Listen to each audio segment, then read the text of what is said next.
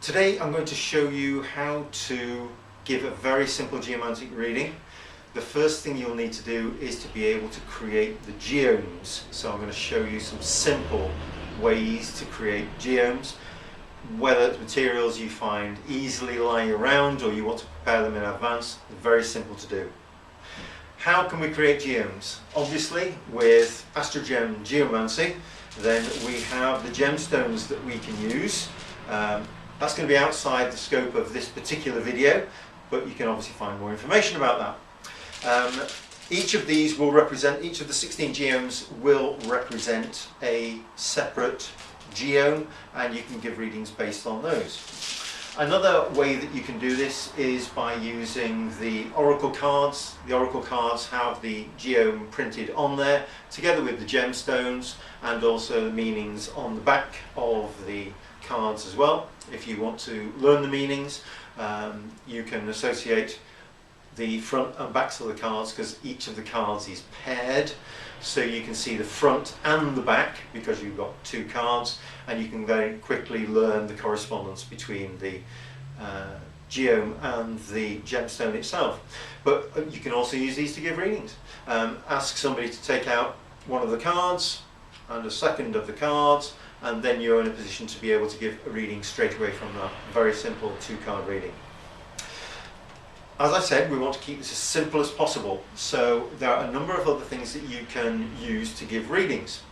One of the simplest things that you can do is to get some business cards from other people, or if you have some old business cards you no longer use, then you can draw the 16 geomes on the back of the business cards and simply mix and match those cards up in a bowl, and you can then draw one of these out and then a second one and give a reading from those. You'll also notice that I have a little line at the bottom of the symbol here, so that you know which way is the top, because some of the geomes look the same when they're upside down, and so you want to make sure that you know which is the bottom side of the geome that you're looking at. Another way that you can do this, very simply, is to simply have the geomes created level by level. Again, you can use something impromptu, such as a business card, and you can simply draw on there 2 taps for this one, and 1 tap here. 1 tap or dot, spot, call them what you will, and you could say to somebody whilst you're shuffling the cards up, okay, left hand or right hand, and they would say left hand, and you would bring that out, and so the first level will have 2 taps on it. You can jot that down on a piece of paper, repeat the process, and then say which one's next, and they will say okay, 2. So the second level down would also be 2 taps, and you can build up the 4 levels of the geome that way. Repeat it twice, gives you your 2 geomes.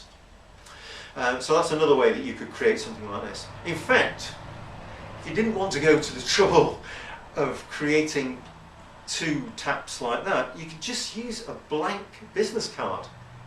And if you know in your head that this is 2 taps in your mind, and that that is 1 tap, then you could create this just turning it round in your hands, bring it out and say, 2 taps, and just do it that way.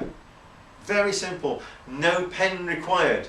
And in fact, so long as you've got any kind of what I refer to as binary object, that is, it has 2 sides and you can fairly select between both of them, you can immediately start to give a reading, because you can create geomes from that.